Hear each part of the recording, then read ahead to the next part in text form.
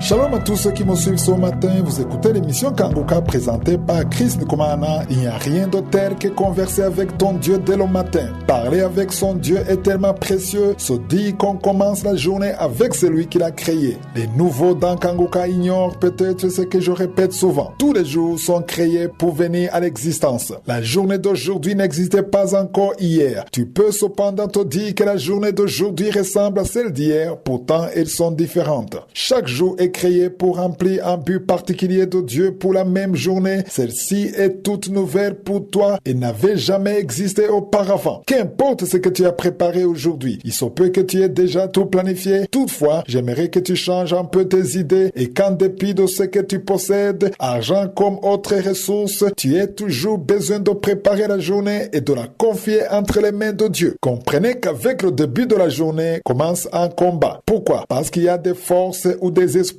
qui entreprennent de te combattre en cette journée, tandis que d'autre part, de bons esprits qui sont les anges de Dieu qui s'apprêtent à combattre pour toi. Chaque jour est un combat. C'est pourquoi à la fin de chaque journée, avant de te coucher, j'aimerais t'interpeller à remercier Dieu et lui dire: je te remercie pour cette journée parce que tu as combattu et vaincu pour moi. Me voici toujours en vie et prêt à me coucher. En début de journée, sachez qu'il y a un combat qui se déclare, mais n'oubliez pas que nous marchons dans la victoire. Il y a un verset que j'aimerais partager avec vous dans Proverbe 21, verset 31, où il est écrit: le cheval est équipé pour le jour de la bataille, c'est-à-dire qu'il porte tout le nécessaire. Toutes les armes nécessaires sont à sa disposition. Il est prêt pour le combat et il est bien nourri avant le combat. Mais la délivrance appartient à l'Éternel. J'aime beaucoup ces mots. La victoire ou la délivrance appartiennent à l'Éternel. La délivrance ne provient pas du cheval. Les chevaux d'autrefois sont assimilés au char de combat d'aujourd'hui. Le char de combat est équipé de munitions. Ses pneus sont assez résistants. L'artillerie est bien montée. Toutefois, la délivrance appartient à l'Éternel. La victoire ne provient pas de ce qui est apparent. Permettez que je m'adresse à l'élève qui prépare son examen. Tu as sans doute révisé ta matière. Néanmoins, la réussite provient de l'Éternel qui te dote de la bonne santé. Même dans le cas où quelqu'un dispose suffisamment d'argent sur son compte bancaire et il a tout le pouvoir sur son compte, la victoire émane toujours de Dieu. Tu peux manifester des atouts particuliers à ton niveau. Tu peux être riche, tu peux être intelligent, posséder un diplôme, tu peux avoir le soutien de ta famille, mais la victoire provient de l'Éternel. Ce qui prouvera que tu crois que c'est l'Éternel qui donne la victoire ou qui habilite les gens à la réussite sera ton humilité et ta déclaration. Quand tu diras: Dieu, je te remercie de vivre encore en cette matinée. Je te remercie d'avoir la force. Je te remercie pour les moyens que tu m'as accordés. Je te remercie pour l'emploi que tu m'as offert et pour le don d'une bonne santé. Toutefois, je veux que tu marches devant moi, car la délivrance t'appartient. Il faut comprendre que c'est Dieu qui t'a procuré la santé. C'est Dieu qui t'a donné l'intelligence que tu as. Toutefois, la victoire d'aujourd'hui se trouve entre les mains de ton Dieu. Il faut y croire et remercier Dieu, car quand bien même tu as tout le nécessaire, tu as toujours besoin de Dieu. Quand bien même tu as une famille, tu as besoin de Dieu. Quand bien même tu as des diplômes, tu as toujours besoin de Dieu. Enfin, quand bien même tu es bien portant, tu as une bonne santé, tu as toujours besoin de Dieu en cette journée. Voilà pourquoi les gens s'humilient le matin et présentent la journée à Dieu après avoir réalisé que tout ce qu'ils possèdent peut disparaître, mais que seul Dieu donne la victoire. C'est Dieu qui te fortifie. C'est lui qui ne change pas. Tu peux avoir énormément d'argent ce mois et te retrouver complètement dépourvu le mois suivant. Tu peux être en bonne santé aujourd'hui, mais te retrouver malade le lendemain à ton réveil au point que tu n'arrives même pas à quitter la maison. Tu peux tout posséder à l'exception de la santé. Souviens-toi que la victoire provient de Dieu qui a ta vie entre ses mains. Il te procure la santé, te dote de l'intelligence. Il ferait un chemin pour toi. C'est lui qui ferme les portes de Satan et ouvre les siennes. Ceci requiert de toi qu'en début de journée, tu te présentes devant lui en toute humilité avec foi afin d'être guidé par lui tout au courant de la journée. J'aimerais revenir au verset de Romains 8, verset 28, si cher aux enfants de Dieu qui dit: toutes choses concourent au bien de ceux qui aiment Dieu, de ceux qui sont appelés selon son dessein. Ce verset est très populaire dans le milieu chrétien. Laissez-moi m'appuyer sur le même verset pour vous expliquer le bien fondé de préparer sa journée. Il est important de considérer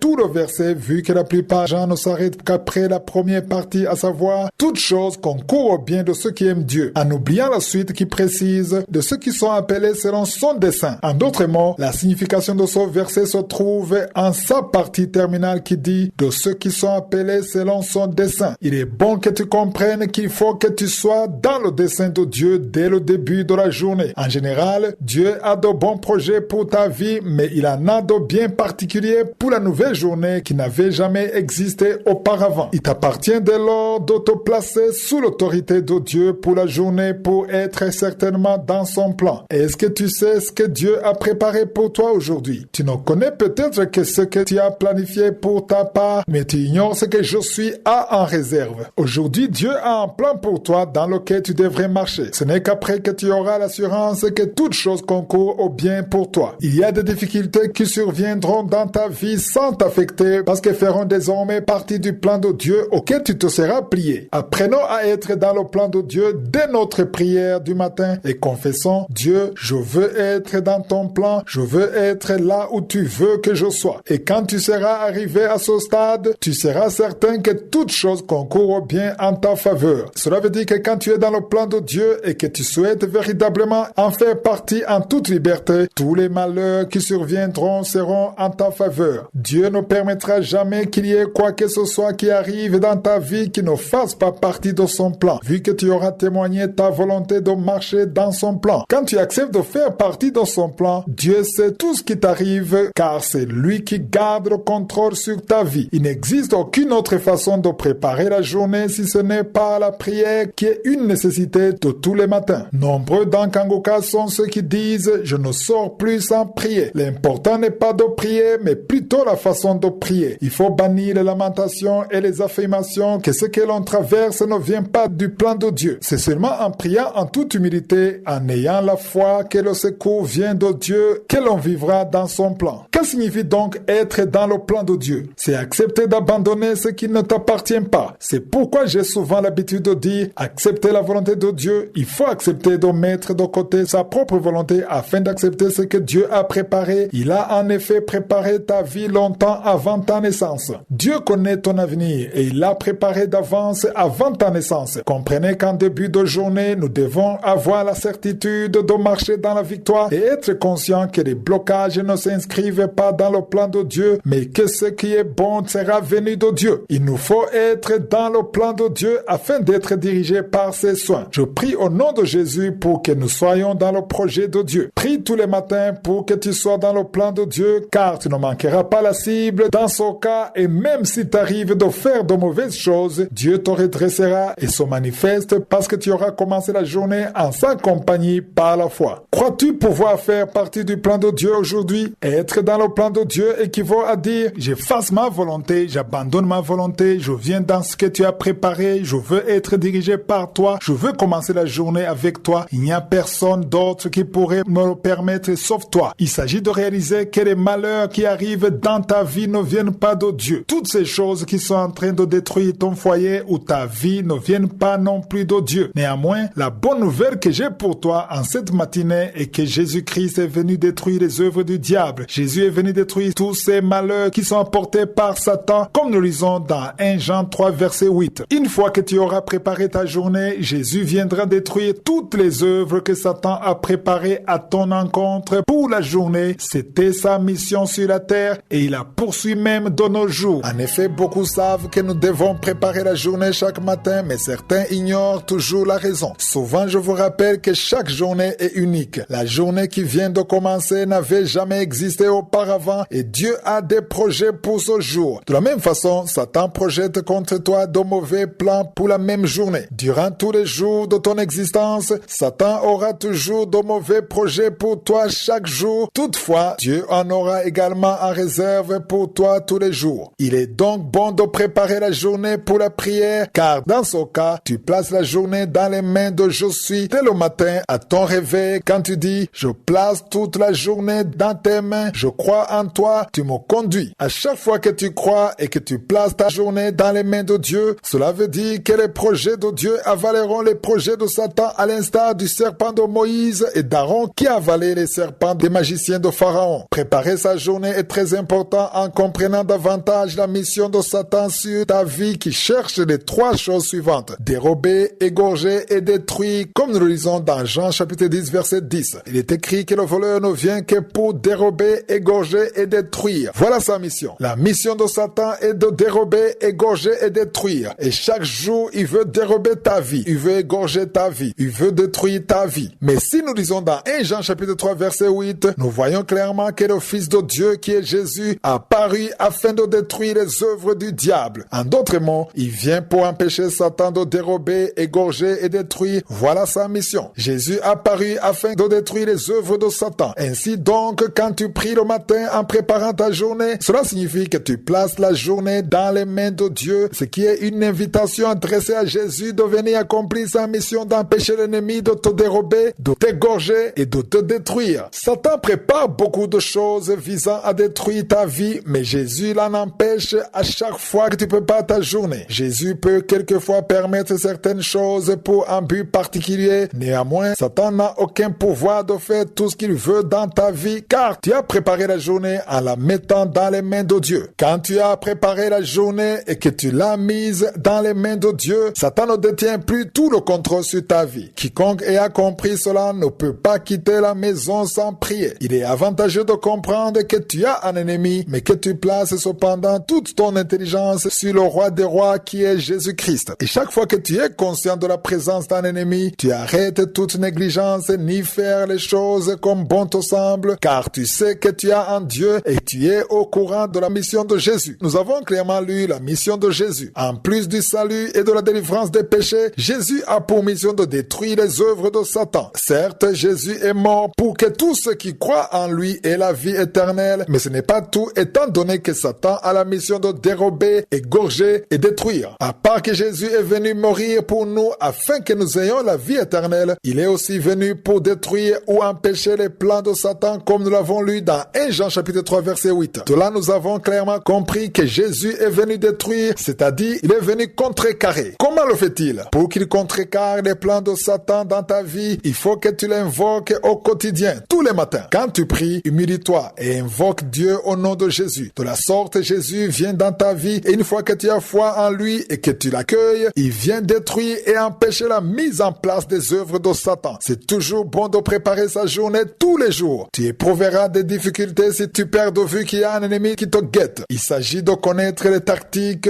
ou les ruses que Satan utilise pour éviter ces difficultés. Autant la plupart des gens sont au courant de bons projets formés par Dieu pour eux, autant devraient-ils être conscients que Satan prépare d'autres projets à leur rencontre pour la même journée. Une fois que tu as déjà compris qu'il y a un combat entre les projets de Dieu et les projets de Satan, que faire pour que les projets de Dieu gagnent au détriment des projets de Satan? Il s'impose donc de préparer ta journée, prier et déclarer quelque chose, car la parole de Dieu dit que par nos bouches, nous pouvons bénir ou maudire. C'est-à-dire que les mots que tu utilises sont conformes à la volonté de Dieu. Il y a quelque chose qui se produit dans ta vie. Il est bon de savoir que d'un côté, Dieu a des plans pendant que Satan en prépare d'autres de son côté. Une fois que tu as déjà compris cela, tu ne peux plus sortir à la manière des païens, mais au contraire, tu quittes ta maison après avoir conversé avec Dieu en préparant la journée. Moïse et Aaron ont démontré la puissance de Dieu quand Aaron a jeté par terre son bâton qui s'est transformé en serpent, tandis que de leur côté, les magiciens ont limité ce geste en guise de preuve de leur puissance. Dieu est puissant, mais Satan a aussi une puissance. Malgré tout, Dieu a manifesté que sa puissance surpasse celle de Satan en ce que le serpent de Moïse a avalé tous les autres serpents des magiciens, démontrant par cette occasion leurs limites. À chaque fois que tu prépares ta journée, il est bon que tu comprennes que la puissance de Dieu surpasse celle de Satan. Il faut aussi que tu saches que Satan a une mission à accomplir et l'ignorance de celle-ci rend les gens indifférents à la prière. C'est d'ailleurs pourquoi on trouve qu'il y a des gens qui ne prient pas tous les jours, car ils ignorent pourquoi ils doivent prier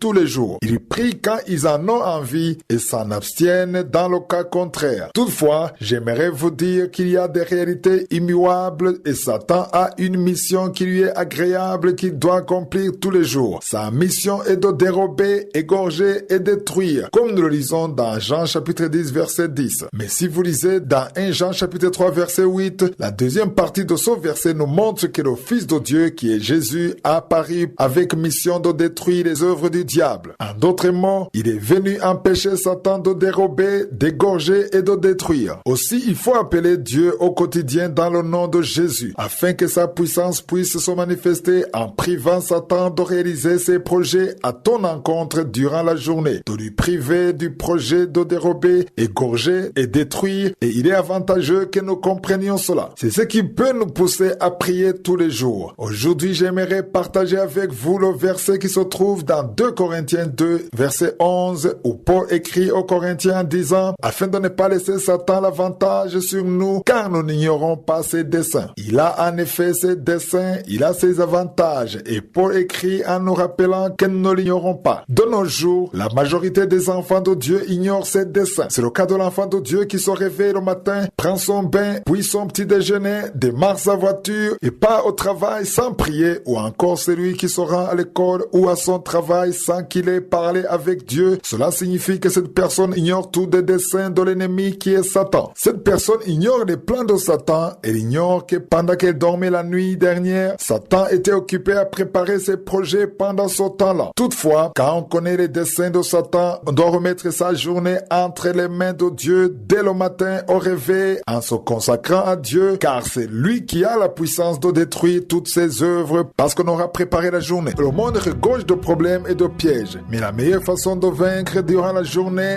c'est de commencer la journée avec Dieu. Qu'importe les types de difficultés, si tu as commencé ta journée avec Dieu, quelque chose de spécial se produit. Dans la prière, quelque chose de bon se produit en toi et ton esprit même confirme cette victoire. Commencer sa journée sans converser d'abord avec Dieu, sans la prière, mais en s'appuyant sur ses propres pensées dénote l'orgueil spirituel. On pense être capable de gérer par soi-même ses problèmes. Toutefois, quiconque commence sa journée dans la prière dès le réveil démontre son humilité et reconnaît ses limites et sa dépendance vis-à-vis de Dieu. Même dans le cas où quelqu'un serait puissant et fortuné, accusant un haut niveau de formation ou quoi que ce soit d'autre, comme à tout, préparer sa journée le matin révèle qu'il ne peut rien faire sans l'intervention de Dieu. S'humilier, converser avec Dieu et lui dire « Je veux commencer la journée avec toi, je ne désire rien en dehors de toi », comme Moïse a dit qu'il ne veut pas aller nulle part sans Dieu. Il y a un psaume que j'aime beaucoup et que j'aimerais partager avec vous aujourd'hui ainsi que jeudi prochain. Nous remarquons en fait que dans la Bible, c'est David qui avait reçu une grande révélation de ce qui est de préparer sa journée ou de commencer la journée avec Dieu. C'est pourquoi quand j'enseigne sur la manière de commencer sa journée avec Dieu, je fais souvent référence au texte de David qui se trouve surtout dans Psaume. Aujourd'hui, j'aimerais que nous lisions dans Psaume 143 verset 8. J'aime particulièrement comment David s'exprime en disant « Fais-moi dès le matin entendre ta bonté ». J'apprécie beaucoup comment David s'adresse à Dieu en disant « Fais-moi entendre dès le matin, peu importe quel autre moment, mais dès le matin, au début de la journée, je veux entendre ta bonté ». Comment peut-on entendre la bonté de Dieu dès le matin, au début de la journée, alors que rien ne s'est encore passé? Si tu te réveilles tôt le matin, à ceux qui se réveillent à 4 heures ou 5 heures du matin, la plupart des gens dorment encore. Si tu jettes un coup d'œil à travers la fenêtre,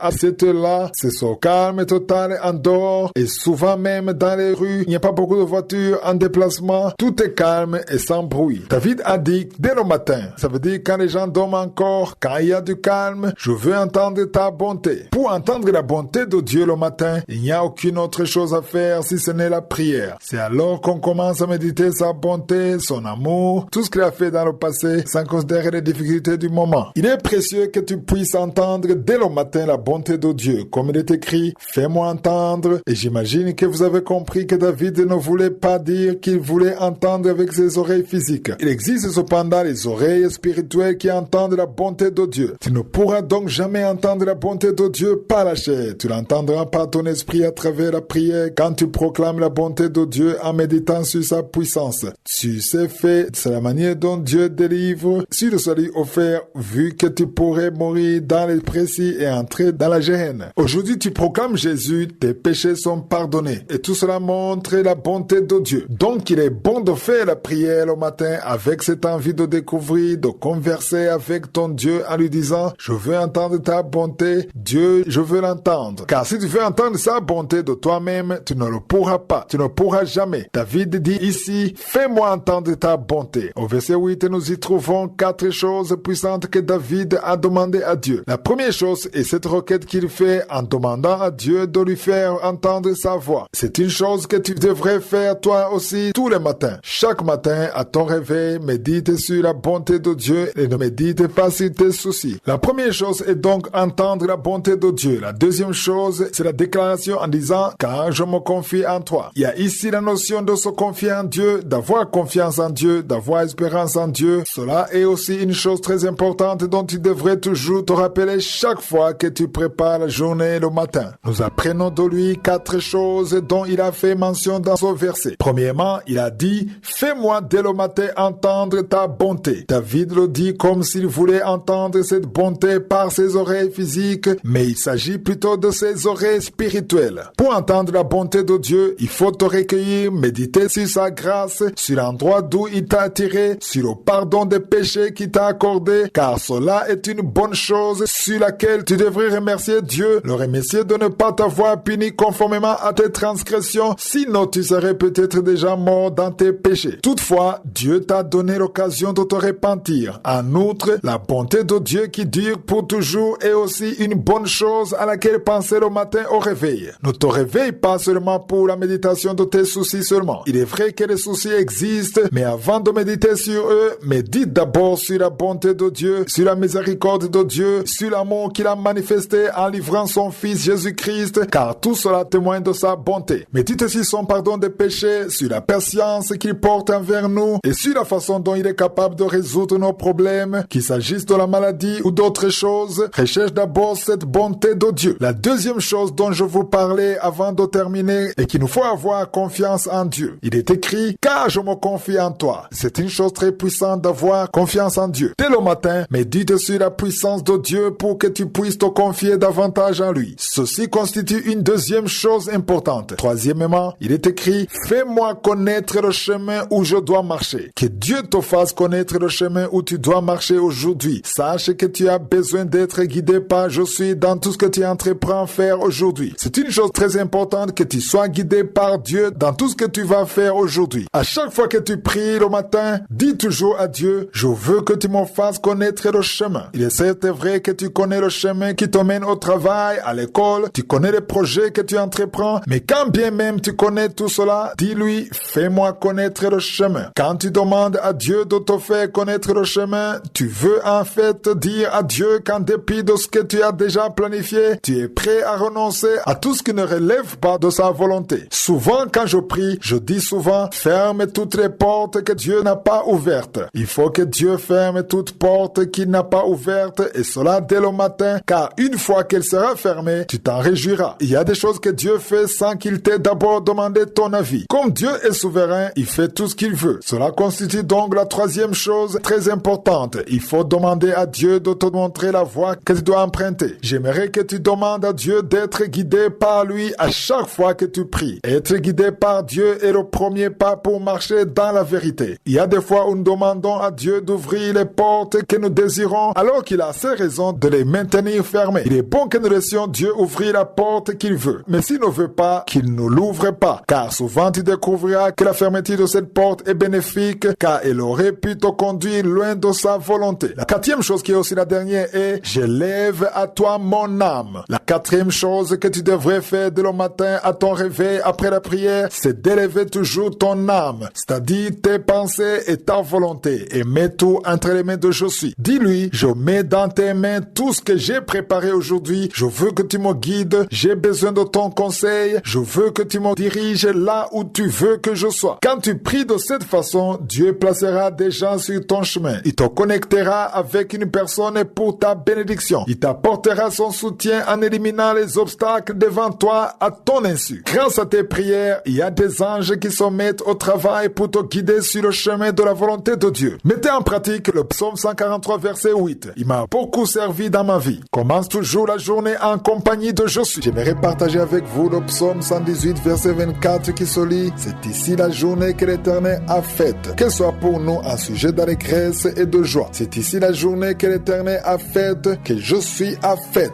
J'aimerais dire à quiconque me suit ce matin que la journée qui vient de commencer a été faite par je suis. Ce qui signifie qu'hier, cette journée n'existait pas. Cette journée est toute nouvelle. Il est bon de savoir que les journées qui nous restent à vivre seront faites par Dieu. Il les a déjà préparées avant que nos soirs, j'aime cette partie qui dit que c'est ici la journée que l'Éternel a faite, qu'elle soit pour nous un sujet d'allégresse et de joie. Comprenons bien qu'elle n'a pas été faite par Satan, mais par Dieu. Si c'est l'Éternel qui a créé cette journée, tu devrais donc comprendre qu'elle est particulière, car elle contient une préparation spéciale en ta faveur. L'Éternel ne peut pas créer une journée sans qu'il n'ait préparé quelque chose pour ton compte. De même, Satan s'attend à ce que je suis créé une journée. Il marche donc dans la journée qu'il n'a pas créée. Cela veut dire que Satan ne détient pas tout le pouvoir sur la journée, vu que ce n'est pas lui qui l'a créée. Celle-ci a été créée par Dieu, le Dieu d'Abraham, d'Isaac et de Jacob. Je recommande à celui qui m'écoute ce matin de débuter sa journée avec Dieu dans la prière en sachant que c'est lui qui l'a faite. Ainsi donc, il en connaît le détail. Il sait tout ce qui va se produire vu que c'est lui qui l'a faite. Si on prend l'exemple de celui qui a conçu et fabriqué la voiture à moteur, il en connaît toutes les pièces et le rôle de chacune des parties. Ce fabricant avait un objectif en incluant les différentes parties de la voiture. De la même façon, sachez que Dieu avait un objectif particulier en faisant cette journée. Dieu a un objectif pour ta journée. Qu'importe ce qui va se passer, en bien ou en mal, n'aie pas peur car cette journée a été faite. Elle a été créée. Elle ne s'est pas introduite à l'improviste. Elle n'est pas survenue par hasard. Car il est écrit, c'est ici la journée que l'Éternel a faite. Qu'elle soit pour nous un sujet d'allégresse et de joie. Comprenons bien que la journée ne devient pas pour nous un sujet d'allégresse et de joie parce que nous voyons de bonnes choses nous arriver. Non, la journée devient pour toi un sujet d'allégresse et de joie par la foi et l'espérance que tu places en Dieu tout en croyant qu'il a préparé de bonnes choses pour toi. Il se peut que les choses semblent plutôt difficiles pour toi et que ça ne te rassure pas. Toutefois, si c'est Dieu qui a créé cette journée, il sait pourquoi il a permis que cela arrive. J'aurais aimé que nous gardions à l'esprit que cette journée a été faite par Dieu et non par Satan. Aujourd'hui, Satan prépare le projet de t'attaquer pour que tu fasses du mal, mais tu devrais comprendre que peu importe ce qu'il fait, il dépend toujours de celui qui a créé la journée. Il opère en réalité dans la journée qui a été faite par Dieu. Ce n'est pas Satan qui crée la journée. C'est important de le comprendre. Satan tend des pièges pour te faire reculer, pour te faire perdre la foi, pour t'empêcher de prier, mais il n'a pas le pouvoir sur la journée. C'est d'ailleurs pourquoi nous fixons à chaque fois nos yeux sur celui qui l'a faite, car c'est lui qui a le dernier mot. Il est vraiment réconfortant d'être conscient de débuter la journée avec celui qui l'a faite. C'est d'ailleurs pourquoi il est toujours bon de prier avant de sortir de la maison. C'est ce qui me pousse à vous interpeller à ne pas quitter la maison sans prier, car ce serait une grave erreur vu que lorsque Dieu a fait cette journée pour toi, il voulait la débuter avec toi. Rien ne peut plus faire plaisir à Dieu que de commencer la journée avec son enfant. Si tu as l'intention de débuter la journée avec Dieu, tu as fait le bon choix, car cela est un signe d'humilité que tu viens de manifester auprès de lui. Si tu t'abstiens de prier, c'est comme si tu voulais montrer que tu pouvais tout gérer par toi-même. De tels gens font croire qu'ils n'ont point de soucis, car ils sont intelligents, ils ont suffisamment de force et ils savent comment se débrouiller. Mais une personne qui commence sa journée avec Dieu en se disant qu'elle ne va pas quitter la maison sans parler avec celui qui a fait la journée, cela dénote un bon signe d'humilité. Acceptons de nous humilier. Admettons que nous ne pouvons rien par nous-mêmes. Sois humble. Commence ta journée avec Dieu. Invoque-le. Partage avec lui le contenu de ta journée. Présente-lui tous tes programmes. Commence par des actions de grâce et par proclamer sa bonté au moyen de ta bouche, et cela sans tenir compte de tes soucis, ni de tes dettes, ni des mauvaises nouvelles qui te parviennent. Il faut que ta bouche proclame des actions de grâce qui sont l'arme redoutable d'un enfant de Dieu. Celui qui ne rend pas grâce est spirituellement en danger, ce qui signifie que n'importe quoi peut arriver dans sa vie. Ce sont des actions de grâce qui protègent les enfants de Dieu. Cependant, la plupart l'ignorent ici. Ils pensent qu'ils rendront grâce une fois qu'ils seront bénis. Commence à rendre grâce dès le matin, qu'importe les difficultés que tu traverses. Il faut qu'il y ait des actions de grâce dans ta bouche, car la journée doit commencer avec des actions de grâce. J'aimerais que nous puissions véritablement comprendre ceci, car lorsque tu y verras, tu auras fait un grand pas dans le salut. Si tu es né de nouveau et que tu réalises qu'il est interdit de quitter la maison sans avoir prié ni prononcé de paroles d'action de grâce, tu auras acquis une victoire, et ceci est très important. Il faut que tu comprennes que tu as été créé pour offrir des actions de grâce. Ta bouche a été créée pour donner des actions de grâce. Il y a des actions de grâce qui doivent provenir de ta bouche. Il y a des paroles que tu dois dire qui témoignent que tu rends grâce. Il est bon que nous comprenions qu'on ne doit pas nécessairement être heureux pour rendre grâce. Non, Dieu mérite des actions de grâce tout le temps. Rends grâce même au milieu des difficultés. On ne rend pas grâce quand tout va bien uniquement. Il faut qu'on arrive à un niveau où on rend grâce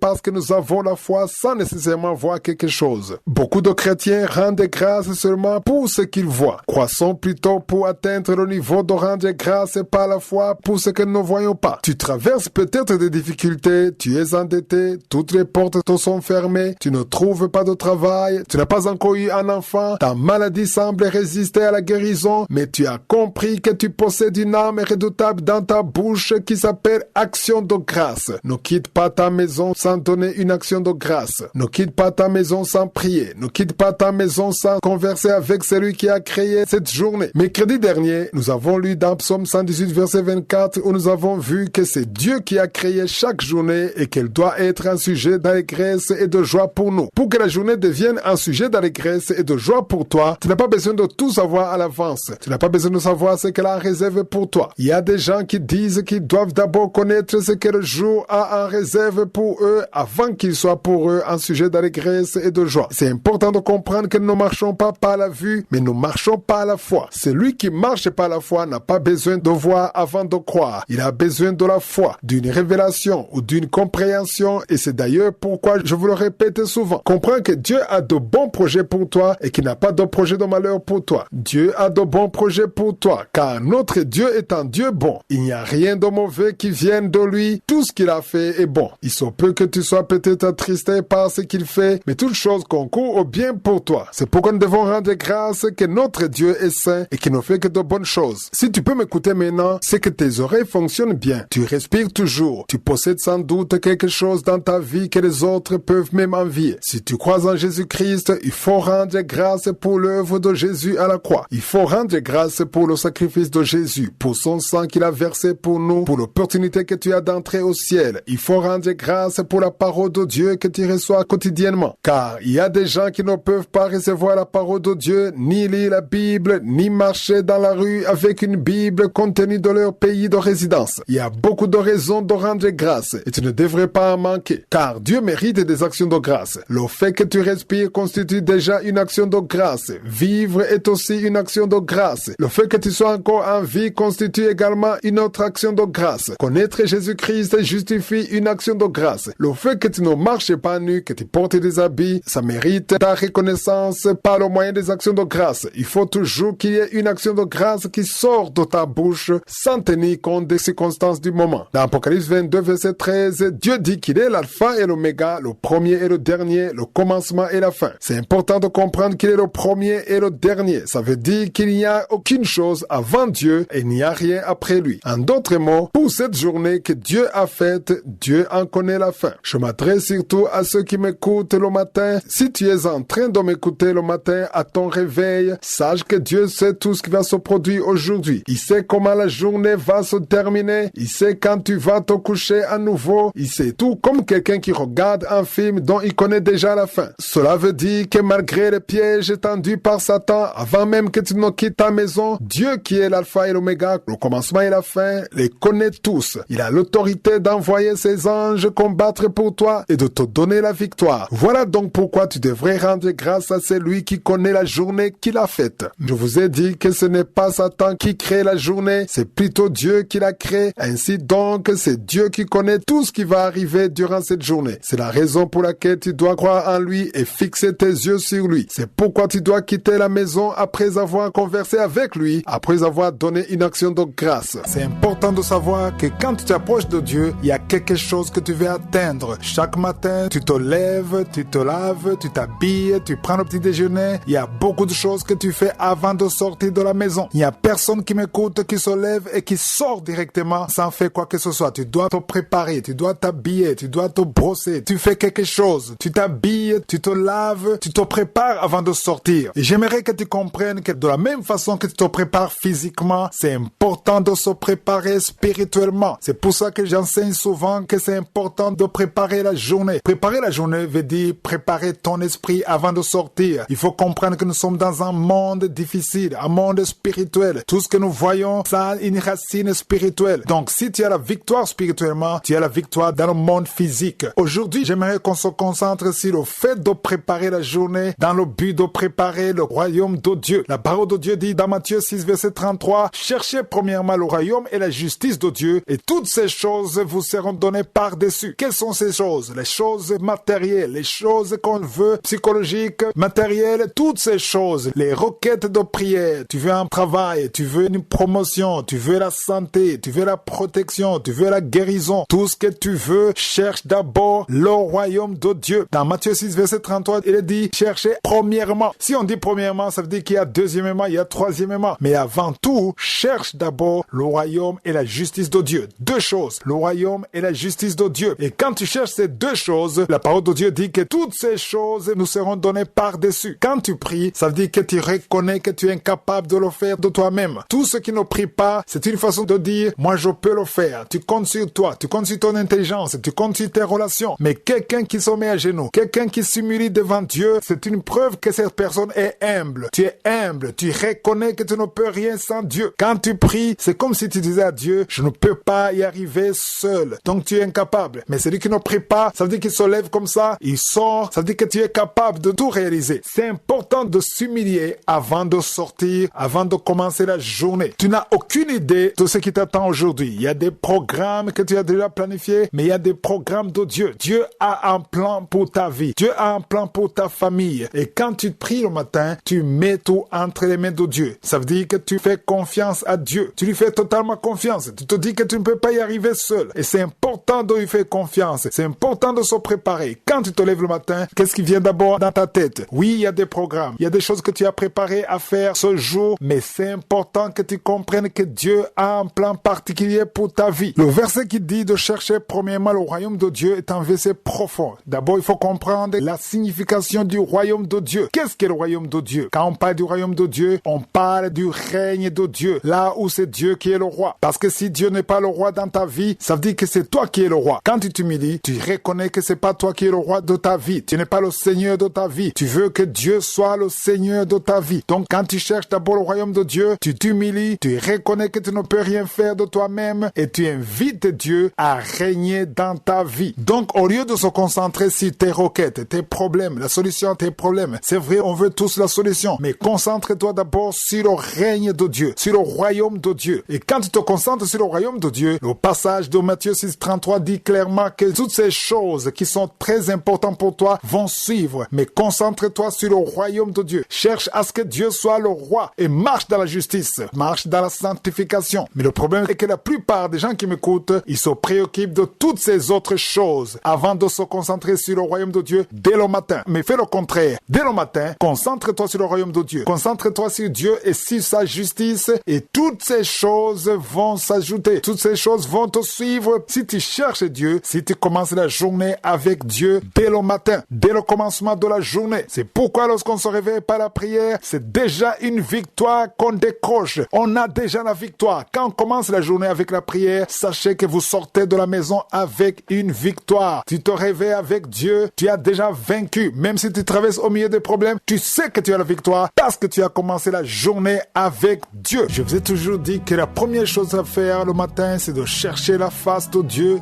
dans la prière. Nous avons lu dans Matthieu 6, 33 et on a découvert qu'à chaque fois que tu cherches premièrement le royaume de Dieu, cela veut dire que tu es en train de chercher à ce que Dieu puisse devenir ton roi, ton Seigneur pendant la journée. Donc la parole de Dieu nous montre que c'est le royaume de Dieu qu'il faut chercher avant toute chose. Nous avons besoin de beaucoup de choses, chacun a ses besoins. Mais le but de cette exhortation ce matin, c'est de comprendre que c'est le royaume de Dieu qui doit venir avant tout. Parce que le verset 33 dit, cherchez premièrement le royaume et la justice de Dieu et toutes ces choses vous seront données par-dessus. Quand on dit toutes ces choses, ça dit toutes les choses qu'on cherche. Tu cherches le travail, tu cherches le visa, tu cherches le mariage, tu cherches la promotion, tu cherches la bonne santé, tu cherches la force. Tout ce que tu cherches, ça va venir après. D'abord, on cherche le royaume de Dieu et toutes ces choses vont nous suivre. Donc le matin, la première chose qu'il faut chercher, ne te préoccupe pas de ce que tu vas faire aujourd'hui. Tu vas y penser bien sûr. Mais d'abord, préoccupe-toi du royaume de Dieu et sa justice. Si vous lisez le verset 32, ça dit Matthieu 6, 32, Jésus a dit, toutes ces choses, ce sont les païens qui les recherchent. Votre Père Céleste sait que vous en avez besoin. Je ne sais pas si vous comprenez ce que Jésus a voulu dire. Les païens qui ne connaissent pas le vrai Dieu, peut-être qu'ils prient un autre Dieu, ou qui ne prient pas du tout, ou qui n'ont pas la foi, c'est normal qu'ils se préoccupent des choses de ce monde. C'est normal. Mais toi qui es un enfant de Dieu, toi qui as Dieu comme ton Père, tu ne devais pas être comme les païens. Nous devons nous différencier des païens. Quand un enfant de Dieu commence la journée, ça doit être différent d'un païen. Un païen, quand il commence la journée, il s'inquiète du lendemain. Il s'inquiète de la vie de tous les jours. Un enfant de Dieu ne doit pas s'inquiéter. Quand il te lève le matin, la première chose qui te préoccupe, c'est le royaume de Dieu et sa justice. Cherche à marcher dans la voie de Dieu. Cherche à marcher selon la parole de Dieu, dans la sanctification. Cherche à plaire à Dieu. Cherche à adorer. Cherche à faire quelque chose qui plaît à Dieu. C'est ça un enfant de Dieu. Ça doit être différent des païens. Un païen se demande comment il va nourrir son enfant, comment il va payer le loyer. Mais un enfant de Dieu cherche d'abord le royaume de Dieu. D'abord à plaire à Dieu. Et le reste va suivre. Dieu va pourvoir. Et si vous lisez même le verset 31, Matthieu 6, 31, Jésus a dit, ne vous inquiétez donc point et ne dites pas, que mangerons-nous, que boirons-nous, de quoi serons-nous vêtus. Ce matin, ne t'inquiète pas de comment tu vas manger, comment tu vas vivre, qu'est-ce qui va se passer, parce que Dieu est au contrôle. Tout ce que tu dois faire, c'est de préparer la journée en mettant tout entre les mains de Dieu. Toi qui es commerçant, qui fais du business, mets d'abord Dieu avant tout. Parle à Dieu, confesse son nom, humilie-toi devant Dieu, préoccupe-toi de la justice de Dieu et de son royaume. Et Dieu te donnera la sagesse, il te donnera les stratégies dans le business, dans le travail. Dieu pourra amener des partenaires qui vont t'aider. Mais d'abord, préoccupe-toi du royaume de Dieu et sa justice. Je m'adresse à tout le monde. Toi qui es un étudiant ou un employé d'une société quelconque, préoccupe-toi d'abord du royaume de Dieu et le reste,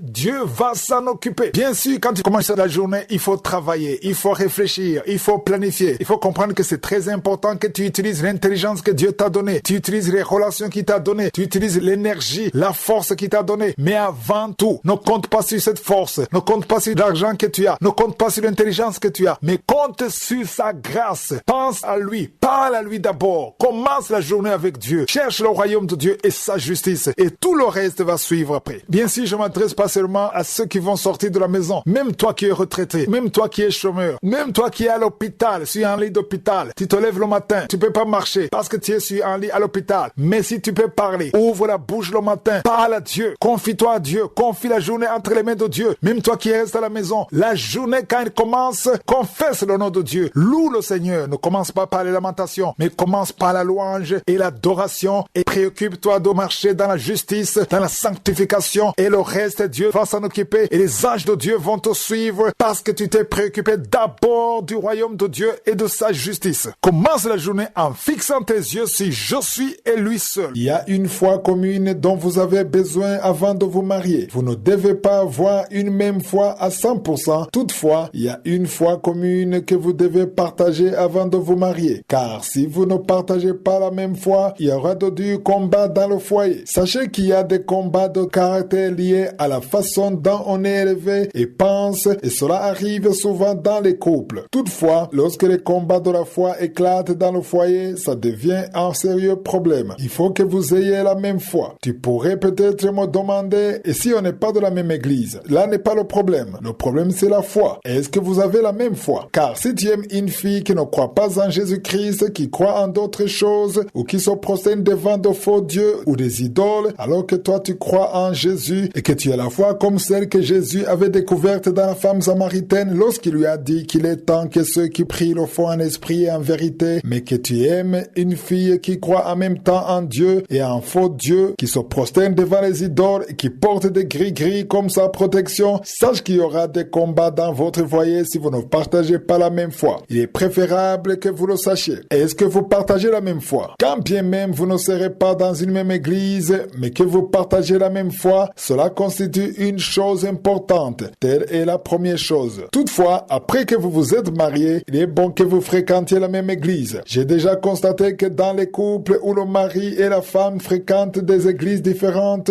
beaucoup de questions surgissent, surtout lorsque vous avez des enfants. De plus les enfants grandissent, de plus ils éprouvent des difficultés à faire le choix de l'église à fréquenter. Certains disent, je vais suivre papa. D'autres diront, je vais suivre maman. Ce qui fait que vous vous trouviez dans des églises différentes, ne partageant pas la même foi, ce qui suscite par conséquent une confusion à l'endroit des leurs enfants. Les enfants deviennent confus. Ils ne savent pas quelle direction prendre. Vous êtes censés devenir une seule chair. La parole de Dieu dit que l'homme quittera son père et sa mère, s'attachera à sa femme et les deux deviendront une seule chair. Afin de devenir une seule chair, il faut que vous ayez aussi une même perception des choses au niveau spirituel et émotionnel, une même foi, un même ordre, ainsi que les mêmes directives de la foi que vous partagerez avec vos enfants. Les enfants ont besoin de se rendre compte que leur papa fréquente une même église, ils ont une même foi et ont une même famille spirituelle. Si tu fréquentes telle église et que ta femme fréquente telle autre église, alors que vous vivez dans une même ville, il y aura toujours des problèmes et Satan trouvera toujours une porte d'entrée. J'ai vu plusieurs couples qui se sont détruits dû au fait que le mari et la femme fréquentent des églises distinctes, ce qui fait que souvent les enfants abandonnent même l'église. Ils ne croient plus dans les choses de Dieu, ils ne croient plus en l'unité que Jésus avait mis en avant. Lorsqu'il y a absence d'unité familiale et spirituelle, les enfants deviennent confus. Vous serez en train de tracer un chemin pour Satan. Il est bon que vous soyez une seule chair et que vous soyez unis, que vous ayez une même foi, un même langage et que vous orientez vos enfants d'une même façon afin qu'ils grandissent dans la même foi. Une fois qu'ils seraient déjà adultes, ils auront le choix de leur église d'appartenance. Toutefois, quand ils sont encore jeunes, ils ont besoin de l'éducation des enfants. Les enfants auront le choix des églises à fréquenter et de la foi à suivre quand ils seront adultes, mais il y a une éducation que les parents doivent leur donner quand ils sont encore jeunes. À vous, chers jeunes candidats au mariage, sachez que vous devez construire le fondement qui s'appelle Jésus-Christ comme nous le lisons dans 1 Corinthiens 3 verset 11. Vous avez besoin de poser votre fondation sur Jésus-Christ, qu'importe ce que vous faites ou planifiez comme projet de mariage. Si vous ne construisez pas sur Jésus-Christ, vous êtes en train de construire sur un fondement qui s'écroulera un jour. Vous construisez sur le sable. Je me suis adressé aux candidats qui ne sont pas encore mariés. Toutefois, ceux qui sont déjà mariés et qui se retrouvent avec une divergence de foi ou que l'un des époux soit chrétien et l'autre pas, ces catégories n'étaient pas concernées par mon propos. Dans ce dernier cas, l'époux chrétien prie pour celui qui ne l'est pas. Si la femme est chrétienne, si elle est croyante mais que son mari ne l'est pas, il faut que la femme prie pour son mari. Si c'est l'homme qui est croyant et non sa femme, il faut que l'homme prie pour sa femme. Prie pour celui qui ne connaît pas encore Dieu, car c'est ton attitude qui déterminera son attraction ou son rejet par rapport au salut. Si tu fais preuve d'une mauvaise attitude, l'autre méprisera le salut au point de le qualifier de pure comédie. Il est bon que les fruits du salut et de la justice soient manifestes, car ce sont eux qui amènent les gens à Christ. Je connais des femmes qui avaient des maris ivrognes qui se livraient à l'adultère, mais à force de persévérer dans la prière pour leur mari ainsi que leur bonne attitude au foyer, leurs maris ont été sauvés en fin de compte. Jeudi dernier, j'ai recommandé à ceux qui projettent le mariage de veiller à partager la foi et de fréquenter la même église dans la mesure du possible. Il sera plus facile d'éduquer les enfants dans la même direction et de bâtir sur la fondation de Jésus-Christ. Je vous ai dit que dans 1 Corinthiens chapitre 3 verset 11, on nous montre qu'il n'existe qu'un seul fondement et même au verset 10, Paul dit qu'il a aussi posé un fondement qui est Jésus-Christ et que c'est sur son fondement qu'on doit bâtir. Bien qu'il parle de Jésus comme fondement de l'église, ceci ne concerne pas seulement les choses de l'église, ça concerne également le mariage. Il est bon que vous ayez Jésus comme fondement, sinon il y aura de la confusion. Satan trouvera facilement une porte d'entrée une fois que vous bâtissez sur un fondement différent de Jésus. Je vais maintenant m'adresser à toi, épouse, qui est née de nouveau, dont le mari ne l'est pas encore. Tu es interpellé à prier pour lui et manifester de bons fruits du salut, tout en ayant foi que Dieu le touchera à travers tes prières et ton attitude. Il ne s'agit pas seulement de la prière, mais aussi à travers ton attitude. Car j'ai vu des femmes qui prient et jeûnent énormément pour leur mari, mais qui ont des attitudes qui freinent le processus de repentance des maris. À l'inverse, si ta femme n'est pas encore née de nouveau, ton attitude peut la pousser soit à se repentir, soit à détester tout ce qui touche au salut. Vous aurez compris, si vous êtes tous deux nés de nouveau, il faut que vous fréquentiez la même église pour le bien de vos enfants ainsi que votre couple. Votre couple doit être uni en gardant une même foi et une vision commune. Voilà ce que j'ai découvert, mais certains ne le prennent pas au sérieux aujourd'hui. Si le mari fréquente telle église et la femme telle autre église avec une foi divergente, cela amène une confusion dans le couple et les enfants ne savent pas quoi adopter. Voici un autre conseil que j'aimerais prodiguer aux fiancés qui se préparent prépare au mariage. Si tu es un jeune homme qui se prépare au mariage, il arrive parfois qu'il y ait des blocages dans le processus et que la famille de la fille refuse de t'accorder leur fille en mariage, et ce pour diverses raisons. Ils peuvent refuser parce que tu n'as pas assez d'argent, ni de moyens suffisants, ni de niveau d'études suffisant. Ils peuvent te la refuser sous le prétexte de ton ethnie ou de ta tribu ou de ta famille d'appartenance. Et si un jour tu rencontres de tels blocages, voici le conseil que je te prodigue. Évite de combattre dans la chair. N'essaie jamais de te trouver des moyens pour son mariage coûte que coûte. J'aimerais te rappeler que la fille est mariée par son père ou par sa famille. Pour celui qui croit que Dieu a parlé avec lui et que c'est lui qui a initié son mariage, prie avec foi et demande à Dieu de combattre pour toi et tu seras béni. Si tu essaies de te trouver coûte que coûte les moyens pour son mariage, tu rencontreras des difficultés énormes. Mets-toi dans la prière et Dieu tracera un chemin pour toi, car personne ne peut résister à la puissance de Dieu. Tu auras à prier et attendre jusqu'à obtenir que Dieu vienne à les convaincre. Aussi l'union sera-t-elle accompagnée par la bénédiction de Dieu. Je dis que chaque jeune homme en âge de se marier doit quitter la maison parentale. Je vous ai dit que vous ne pouvez pas penser à vous marier ni demander la main d'une fille aussi longtemps que vous demeurez nourri par vos parents. Si tu vis encore chez tes parents et que ce sont eux qui pourvoient, cela signifie que tu n'es pas encore prêt à te marier. Je vous l'ai déjà dit. Un jeune homme prêt pour le mariage doit d'abord quitter la demeure des parents et leur autorité. Je ne m'adresse pas aux filles, ici je m'adresse aux jeunes hommes, car la parole de Dieu dit que tu quitteras ton père et ta mère, tu vivras avec ta femme et vous deviendrez tous les deux une seule chair. Il faut qu'un homme quitte ses parents afin de rencontrer la femme que Dieu a préparée pour lui pour devenir une seule chair. Tu dois premièrement quitter la maison de tes parents et t'installer à ton compte pour payer ton propre loyer et te nourrir. Si tu n'es pas encore capable de payer ton loyer ou de te nourrir, cela signifie que tu n'es pas encore prêt pour le mariage. Il est bon que tu prennes du temps pour prier. Il est bon de patienter dans pareil cas. Toutefois, quand tu sentiras qu'il est temps pour toi de te marier, je parle ici aux jeunes hommes qui me suivent. C'est important de quitter la maison parentale et tu vas t'installer à ton compte et tu vas poursuivre ta maturité avant de te marier. Ne sois pas simplement motivé de faire le mariage par la foi si tu es encore nourri par tes parents, et je vous le répète tout le temps. Il est bon que vous compreniez cela, car un homme doit d'abord quitter ses parents pour pouvoir s'attacher à sa femme. Nulle part dans la Bible il n'est écrit que c'est la femme qui doit quitter ses parents. Cela concerne les hommes mais non les filles. Jeudi dernier, j'ai terminé en parlant aux jeunes hommes qui se préparent pour le mariage. Je leur ai dit qu'ils peuvent avoir trouvé une fiancée engagée, avoir prié et reçu le feu vert de Dieu, mais malgré cela, il y a un obstacle spécialement de la part des parents de la fille qui s'opposent au mariage. Je vous ai dit que cela peut arriver suite à diverses raisons. Les parents peuvent être contre toi à cause de ton origine ethnique, des patrimoines familial insuffisants à leur goût ou un faible niveau d'études. Toutefois, j'ai terminé en vous interpellant de ne jamais combattre charnellement pour que le mariage puisse avoir lieu. Au contraire, engager un combat spirituel à travers la prière. Il est bon que tu comprennes que c'est le père de la fille qui te donnera sa fille. N'essaie jamais de forcer la fille de se marier sous le prétexte que les parents ne sont pas chrétiens, qui ne connaissent pas Dieu, ou en te disant que tu sais ce que Dieu t'a dit. Si tu agis ainsi, tu auras emprunté le chemin contraire à la parole de Dieu. C'est le père de la fille ou sa famille qui doit donner la fille en mariage. S'il résiste, mets-toi à genoux et prie et foi que Dieu qui te l'a promise les convaincra de te l'accorder. Tu ne peux pas me convaincre que le père de la fille ou sa famille sont plus puissants que Dieu. Sache que ce qui n'est pas possible aux hommes est possible à Dieu. Dieu a pu adoucir le cœur de Pharaon et l'a durci par la suite. Son même Dieu peut adoucir le cœur des parents de la fille ou son père au point où ils peuvent te donner leur fille sans qu'il y ait de péché commis, sans qu'il y ait de bruit, parce que tu as prié. Cela peut prendre un peu de temps ou ça peut prendre plus de temps. Mais dans tous les cas, sois patient. Si tu as une promesse quelconque venant de Dieu, sois patient et attends l'heure de Dieu. Ceci est le conseil que je me sens conduit à te prodiguer. J'ai en effet entendu des chrétiens dire, s'il refuse, tant pis pour lui, il ne comprend pas et il ne connaît pas Dieu. Je sais ce que Dieu nous a dit, ma fiancée et moi. On va nous marier, qu'ils le veulent ou pas. Si tu agis de la sorte, tu seras en train de faire des choses contraires à la parole de Dieu, et tel est le conseil que j'aimerais que tu reçoives. Ne force jamais le chemin, prie et Dieu accomplira ce qu'il a promis. Si c'est le plan de Dieu, il va les convaincre, car il n'y a rien qui soit impossible à Dieu. Vous vous aimez, vous avez prié et compris que vous êtes dans la volonté de Dieu, mais par après, vous rencontrez des difficultés où le père de la fille ou sa famille s'oppose au mariage à cause du faible niveau d'instruction du prétendant. Peut-être que ta fiancée a un niveau d'études supérieures, tu n'es pas compatible à leur fille. Ou bien ils s'attendaient à quelqu'un de très riche alors que tu mènes une vie modeste. Il se pourrait aussi que tu sois d'une ethnie ou d'une tribu différente. Mon conseil de la dernière fois était de ne jamais combattre charnellement pour que le mariage puisse avoir lieu en te disant qu'il le veut ou pas, je dois me marier avec cette fille. N'oublie pas que la parole de Dieu ne te permet pas de te marier avec la fille sans l'autorisation préalable de ses parents ou de sa famille. Je l'ai déjà dit et je le répète, c'est ce que la parole de Dieu dit. Aujourd'hui, il y a beaucoup de gens qui disent que les choses ont changé, qu'il y a une évolution dans le monde. J'aimerais vous dire une chose, la parole de Dieu n'évolue pas. La parole de Dieu reste la même. Il se peut que le monde ait évolué,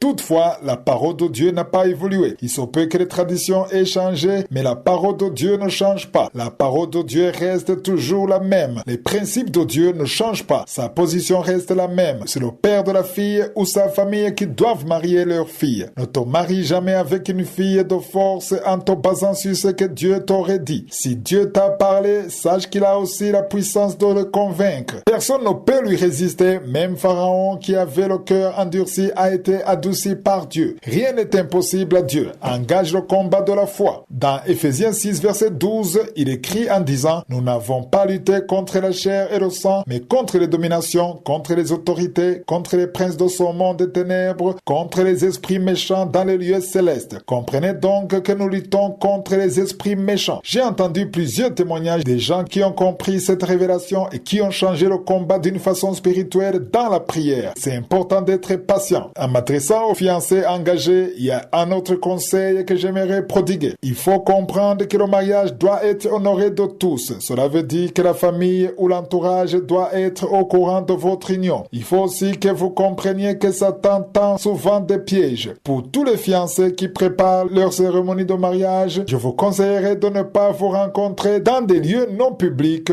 Arrêtez de vous rencontrer dans les lieux retirés où vous vous retrouvez souvent seul, car beaucoup sont tombés dans le piège de Satan sans qu'ils n'aient planifié de commettre le péché de la fornication. Pourquoi? Parce qu'ils se sont rencontrés dans les lieux discrets. Toutefois, ne prenez pas la chose à la légère. Quand les gens s'aiment, il y a toujours l'attirance physique. Dans Éphésiens 4, verset 27, la parole de Dieu précise en disant « Ne donnez pas accès au diable ». Une fois dans un endroit discret, disons que le jeune homme t'amène dans sa maison sans qu'il n'y ait personne d'autre, sachez que vous êtes en train d'ouvrir la porte à Satan. J'ai déjà entendu plusieurs témoignages. Beaucoup de gens sont tombés dans le péché de la fornication dans ces conditions sans qu'ils n'aient rien planifié. Il est bon de se rencontrer dans des endroits publics au vu et au su de tout le monde, dans un restaurant par exemple, dans des endroits publics comme dans des parcs, et surtout évitez de vous rencontrer dans des endroits privés. Aucune fille née de nouveau ne devrait fréquenter la chambre d'un homme sous prétexte qu'ils sont fiancés et qu'ils vont faire le mariage. Si tu vas dans sa chambre, sache que tu es en train de te livrer à la tentation, tu es en train d'ouvrir la porte à Satan. Si vous voulez que Dieu combatte pour vous, empruntez le vrai chemin et quittez le péché avant le mariage. Sache qu'il n'est pas permis de coucher avec sa fiancée avant que sa famille ne l'accorde publiquement et que votre mariage soit légalement reconnu. Si tu veux que Dieu intervienne pour son mariage, mène le combat spirituel et non un combat charnel, et laisse Dieu trouver le chemin pour vous et gardez à l'esprit que Dieu devrait être honoré au travers de votre mariage. La parole de Dieu dit à ce sujet, ne donnez pas accès au diable. Tu peux donner accès au diable et te retrouver dans un piège. Je l'ai déjà dit, je ne vais donc pas y revenir. Toutefois, j'ai quelque chose à vous dire avant de continuer. Prochainement, je vais m'adresser aux jeunes hommes et filles qui espèrent un jour se marier. J'ai des conseils en réserve pour eux selon la parole de Dieu. Mais avant de m'adresser à cette catégorie, j'aimerais répondre à une question aujourd'hui, car à chaque fois que j'enseigne à propos du mariage, je parle souvent de l'autorité que Dieu a conférée au père de la fille et à sa famille, et vous savez que je le répète souvent. Il y a des gens qui appellent ou envoient des messages pour poser des questions, et certains semblent être frustrés en disant que j'ai souvent l'habitude de dire que c'est le père de la fille ou sa famille qui ont l'autorité de donner la fille en mariage. De plus, ils me demandent pourquoi est-ce que tu parles du père de la fille ou de sa famille, mais tu ne parles jamais de l'autorité que l'Église possède dans ce processus. J'aimerais répondre à cette question fréquente. En tant qu'enseignant, je vous parle de ce que je lis dans la parole de Dieu et je ne vois nulle part que c'est le pasteur d'une église qui a l'autorité d'unir devenir un homme et une femme. La première chose que vous devriez savoir est que l'alliance entre l'homme et la femme se fait quand les deux se connaissent sexuellement. C'est pourquoi Paul dit que quand quelqu'un commet l'adultère avec une prostituée, les deux deviennent une seule chair pendant qu'ils commettent ce péché. Quand un jeune homme et une fille se marient, c'est vrai que ça se fait devant le public et devant l'église, ils disent « Oui, je le jure, j'accepte de devenir une bonne femme ou un bon mari pour toi. » Toutefois, s'il n'y a pas encore eu de relation sexuelle entre les deux mariés, on ne peut pas parler d'alliance. C'est l'alliance qui fait que l'homme et la femme deviennent une seule chair. Cela fait un autre thème à développer. Je crois que je trouverai du temps pour en parler suffisamment, car ça fait 9 ans, avant même que Kanguka commence, j'ai développé un long thème sur ce sujet. Vous pouvez visiter mon site chrisnikumana.org et écouter l'enseignement intitulé « Le partenaire pour la vie ». Il s'agit d'un long enseignement où j'ai parlé de mariage dans toute son étendue. En me basant sur ce que dit la parole, j'ai suffisamment développé sur le mariage et à propos du foyer, et je crois que si je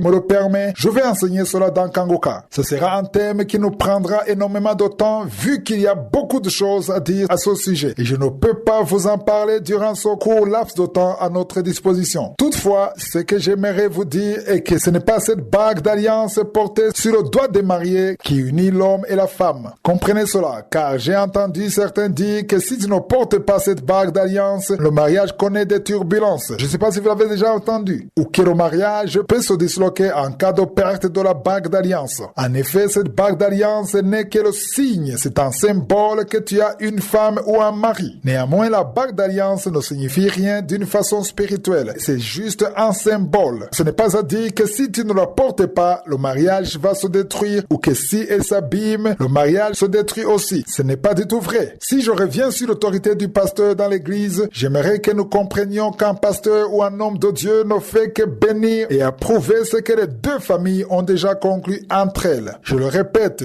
un pasteur ou un homme de Dieu ne fait que bénir et approuver ce que la famille du jeune homme et de la fille ont déjà approuvé. Nulle part dans la Bible, nous n'avons vu Paul ou Pierre ou les autres apôtres unir un homme et une femme en mariage. Non, selon ce que nous trouvons dans la Bible, l'affaire du mariage se prépare premièrement au niveau de la famille. Lisez 1 Corinthiens chapitre 7 verset 37 et vous trouverez que le père de la fille avait le droit de garder sa fille à la maison ou de la donner en mariage. J'ai dit que chaque fois que j'enseigne sur le mariage, il y a beaucoup de gens qui réagissent par des messages pour demander pourquoi évoques-tu tout le temps l'autorité de la famille quand il s'agit de marier ou pas une fille et tu ne parles jamais de l'autorité de l'église en la matière. Certaines dénominations s'arrogent ce droit en ce qui concerne l'union de l'homme et de la femme. Toutefois, si nous regardons dans la parole de Dieu, nous ne trouvons nulle part où les serviteurs de Dieu comme Paul, Pierre ou Jean ont uni un homme et une femme pour les déclarer mari et femme. Je vous ai expliqué qu'un serviteur de Dieu bénit ce qui est déjà conclu entre les deux familles. Les familles du jeune homme et de la fille doivent s'entendre d'abord avant de rendre publique leur décision devant toute l'église. Car si vous vous souvenez de ce que la parole de Dieu dit dans Hébreux 13 verset 4, il est dit que le mariage soit honoré de tous. Ici, le mot tous se réfère à la famille biologique ainsi que la famille spirituelle, c'est-à-dire ton église. Tous doivent être témoins de ton mariage. J'en profite pour répondre à la question que beaucoup de gens posent. Ils disent, pourquoi est-ce que tu leur demandes de retourner simplement dans leur famille respective pour régulariser? Cette question refait toujours surface. Ils disent, si tu es allé demander la fille et qu'on te l'a donnée lors des discours de cérémonie de la dot, que reste-t-il à faire? D'autres gens disent qu'après la dot, la fille peut vivre dans leur maison et ils peuvent cohabiter comme mari et femme. J'aimerais répondre à cette question vu la diversité des traditions. Dans la tradition burundaise, souvent lors des cérémonies de la dot, le père de la fille dans son discours dit « Je te la donne publiquement » et tout le monde applaudit. Et il ajoute en disant « Il n'était cependant pas permis de rentrer avec elle. Attends à notre rendez-vous, nous nous rencontrerons encore une fois pour la remise publique afin qu'elle puisse devenir ta femme. » Le père de la fille lui promet la fille en mariage, mais le jeune homme ne part pas avec elle. La fille reste chez ses parents. C'est ça la tradition burundaise. Je ne sais pas comment ça se fait dans d'autres traditions. À tous ceux qui me suivent depuis d'autres pays, je ne sais pas comment ça se passe chez vous. Par analogie, du point de vue spirituel, Jésus a déjà payé la dot pour l'église. Il a payé la dot avec son propre sang, mais il n'est pas encore venu prendre son église. Aujourd'hui, en tant qu'église, nous sommes la fiancée de Jésus. Il a déjà payé la dot. Nous attendons toujours sa venue et aucune autre personne ne ne peut payer une autre dot pour nous. Nous appartenons entièrement à Jésus qui a déjà acquitté la dot. Cela signifie que quand tu as déjà payé la dot pour une fille quelconque dans la tradition africaine en général, aucun homme intéressé ne peut la convoiter jusqu'au moment où les choses seront rendues publiques par le mariage officiel. Et c'est depuis ce jour que tu vivras avec elle en tant que mari et femme. Cela voudrait aussi dire que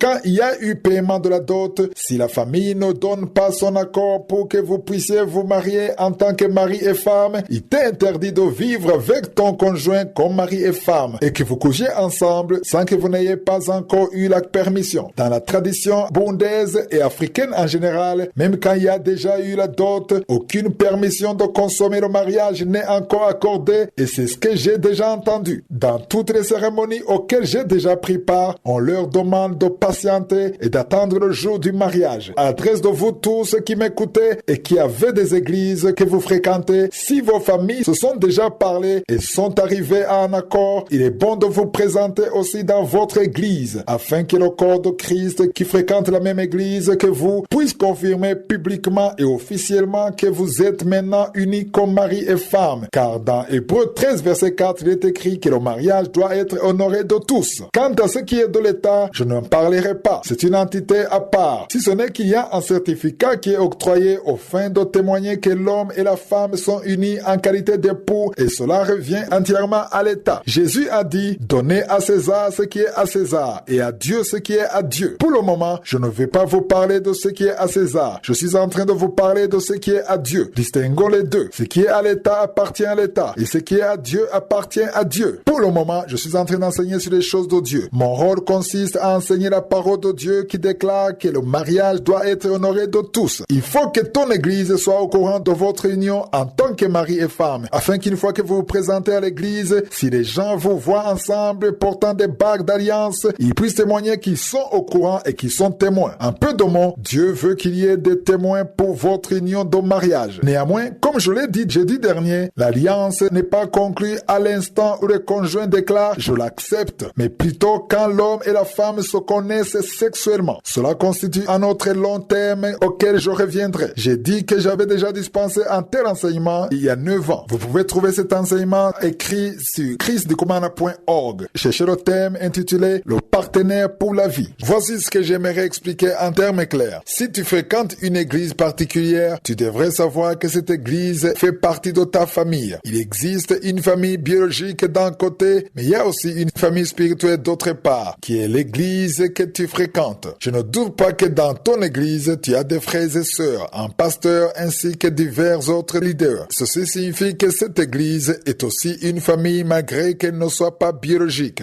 Quand la parole de Dieu nous parle de mariage, elle nous montre que c'est le père de la fille qui a le droit de la marier. Trouvez du temps et lisez tout le chapitre de 1 Corinthiens chapitre 7, mais surtout au verset 37 où il est clairement indiqué que le père de la fille a le droit de marier ou pas sa fille. Voilà ce que dit la parole de Dieu dans la Nouvelle Alliance. Comprenez-moi bien, ici je suis pas en train de lire dans l'Ancienne Alliance, je lis dans le Nouveau Testament. Lisez aussi tout ce chapitre et vous vous rendrez compte de l'autorité que la parole de Dieu confère à la famille de la fille et surtout au père de la fille de son vivant. La parole de Dieu lui donne une autorité particulière. C'est lui qui a le droit de marier ou pas sa fille. En ce qui concerne l'église, sachez que l'église est aussi une famille. Cela veut dire que si tu fréquentes une église particulière, tu ne peux pas te contenter simplement des cérémonies effectuées au niveau des familles. Même si le père de la fille a donné son accord, vous ne pouvez pas venir dans l'église comme mari et femme sans que l'assemblée ne soit au courant de votre union. Voilà ce sur quoi j'aimerais apporter de la lumière aujourd'hui et je continuerai même à vous en parler jeudi prochain car la parole de Dieu indique clairement dans Hébreux 13 verset 4 que le mariage doit être honoré de tous. Cela veut dire que quand on dit tous, on veut parler aussi bien de la famille biologique que de la famille spirituelle. Il faut qu'ils soient reconnus par tous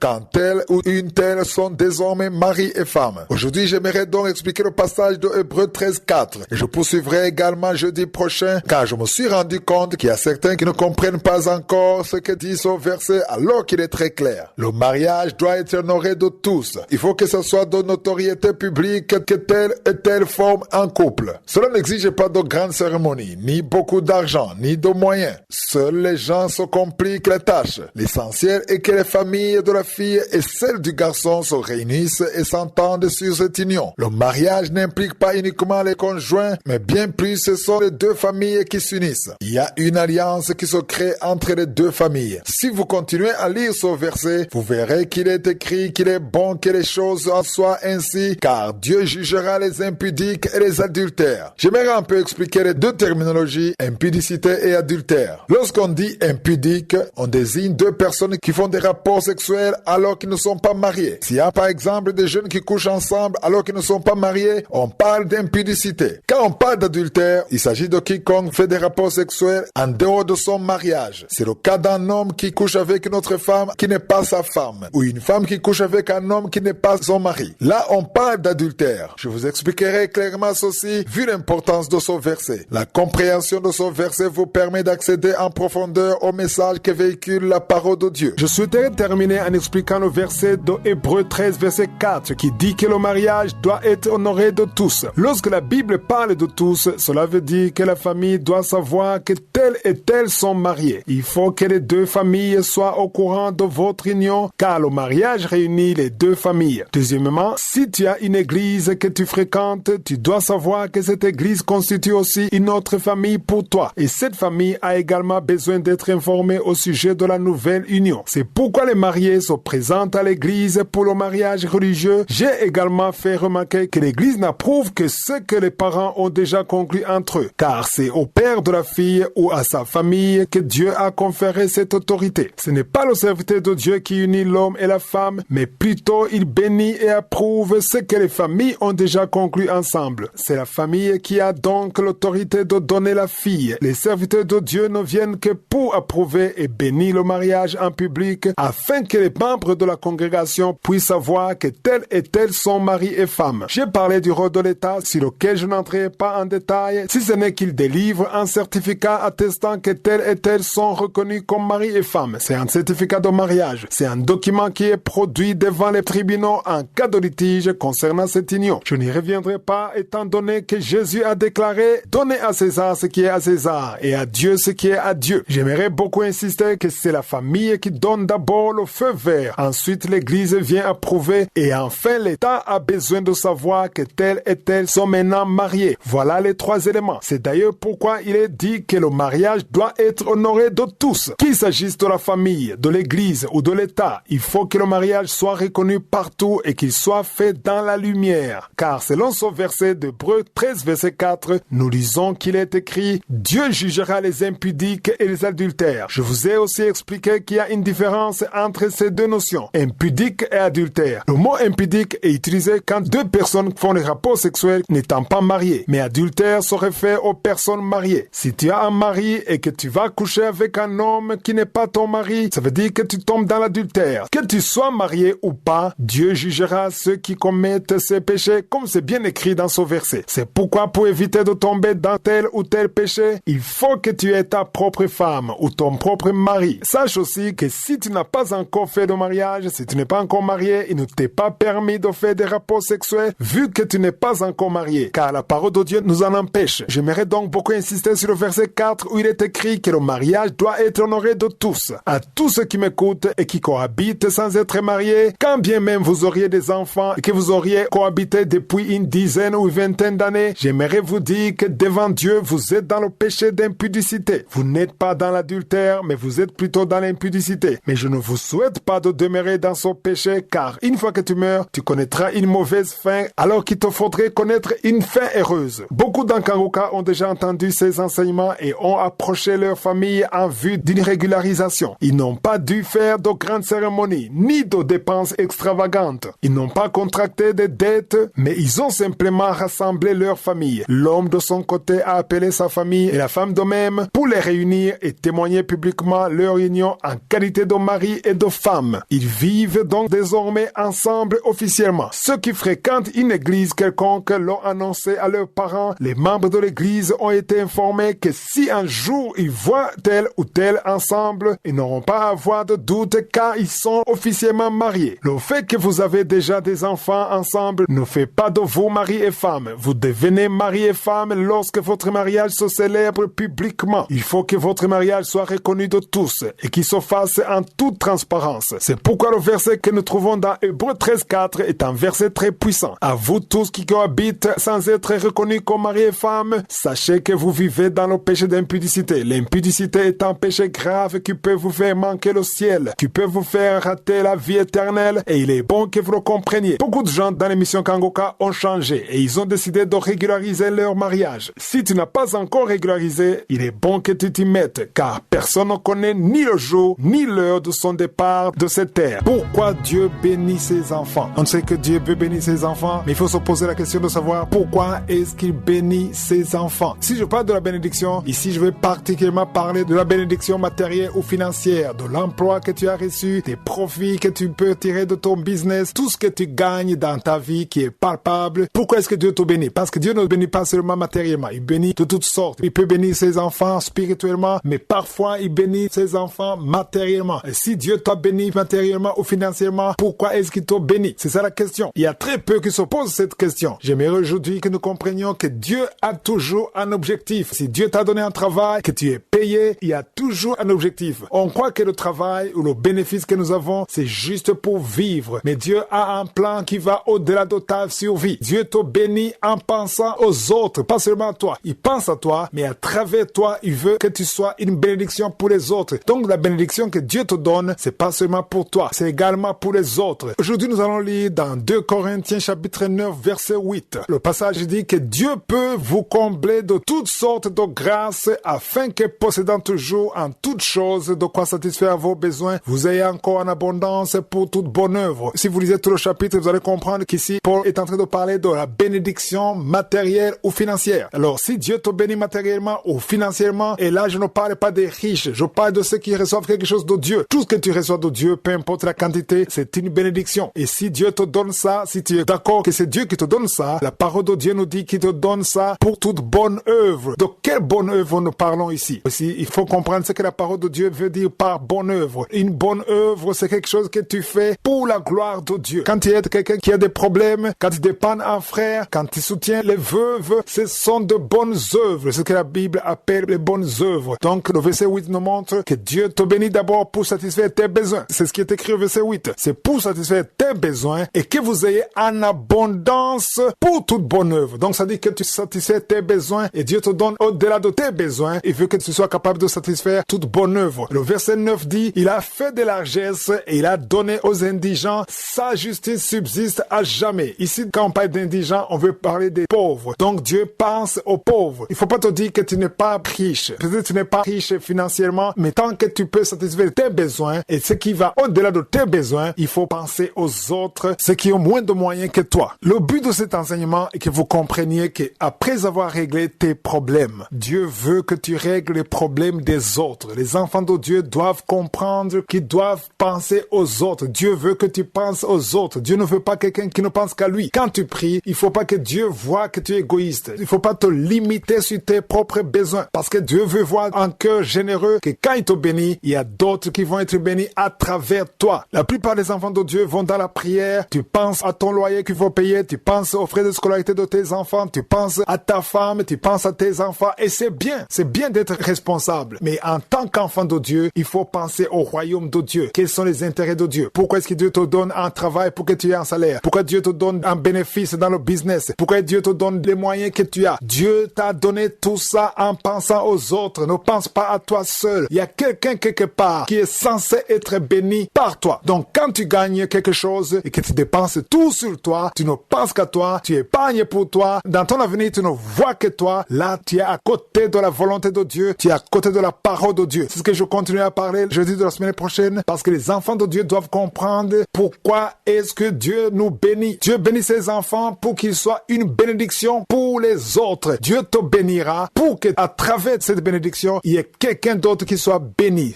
Nous retournons dans 2 Corinthiens chapitre 9 verset 8. Il est écrit, Dieu peut vous combler de toutes sortes de grâces afin que possédant toujours en toutes choses de quoi satisfaire à tous vos besoins, vous ayez encore en abondance pour toute bonne œuvre. J'aime beaucoup la partie qui dit pour toute bonne œuvre. Dieu veut que vous soyez dans l'abondance pour toute bonne œuvre. Donc Donc Dieu te donne la bénédiction pour une bonne œuvre. Si vous lisez au verset 9, on dit que Dieu fait des largesses et il a donné aux indigents, c'est-à-dire les pauvres, et sa justice subsiste à jamais. On voit bien qu'on lit la bénédiction et la satisfaction des pauvres. Quand Dieu te bénit, il pense aux pauvres, il pense à ceux qui ont moins de moyens que toi. C'est ça que je veux que nous comprenions. Dieu te donne l'abondance pour bénir les autres. La prospérité, c'est pas pour gonfler ton compte bancaire, c'est pas pour frimer, c'est pas pour être au-dessus des autres, mais la prospérité, c'est pour aider les autres. Donc, il y a une mauvaise conception du message de prospérité. Parce que quand on parle de prospérité, dans beaucoup de messages, on voit la richesse, on voit les avions, on voit les étages, mais c'est plus la bénédiction, c'est plus bénir les autres, c'est plus résoudre les problèmes des autres. Bien sûr, quand Dieu te bénit, tu résous tes problèmes, mais garde à l'esprit que tu dois aussi t'occuper des problèmes des autres. Dieu veut que nous soyons ensemble. Quand Jésus a enseigné la prière de notre Père, il a dit, quand vous priez, dites, notre Père qui est aux cieux. Jésus n'a pas dit mon Père, il a dit notre Père, parce que Jésus veut que nous soyons ensemble. Souvenez-vous que Jésus a dit, aimez-vous les uns les autres. C'est là qu'ils reconnaîtront que vous êtes mes disciples. Donc, on doit s'entraider, on doit s'occuper des pauvres. Dans le livre des Actes des Apôtres, ceux qui étaient riches s'occupaient des pauvres. Ceux qui avaient plus s'occupaient de ceux qui avaient moins. Si vous lisez au verset 6, dans 2 Corinthiens 9, verset 6, il est écrit, sachez-le, celui qui sème peu, moissonnera peu. Et celui qui sème abondamment, moissonnera abondamment. Donc ça, c'est un principe qui agit à la fois dans l'Ancien Testament et dans le Nouveau Testament. Quand on dit semer peu, ça dit quand tu donnes peu. Ici, je dois encore éclaircir que quand on parle de peu, ce n'est pas le montant que tu donnes. Le peu est par rapport à tes moyens. Jeudi dernier, j'ai parlé à la fin de la première partie, j'ai parlé de Luc 21, verset 1 à 4. J'ai parlé de la pauvre veuve. Elle a donné peu, mais Jésus a dit qu'elle a donné plus que les autres. Elle a donné plus que les riches. Parce que si la Bible dit peu, c'est peu par rapport à toi. C'est peu par rapport à ce que tu as. Donc, ce qui est peu pour toi peut être beaucoup pour quelqu'un d'autre. Ça dépend de tes moyens. Quand tu donnes, Dieu regarde le cœur. Dieu regarde la qualité et non la quantité. Donc, il y a des chrétiens qui prient pour moissonner plus alors qu'ils donnent moins. Tu sèmes peu et tu veux moissonner plus. Ça ne marche pas. Si tu veux moissonner plus, il faut s'aimer plus. C'est le principe de Dieu. Parce qu'au verset 8, il est dit, afin que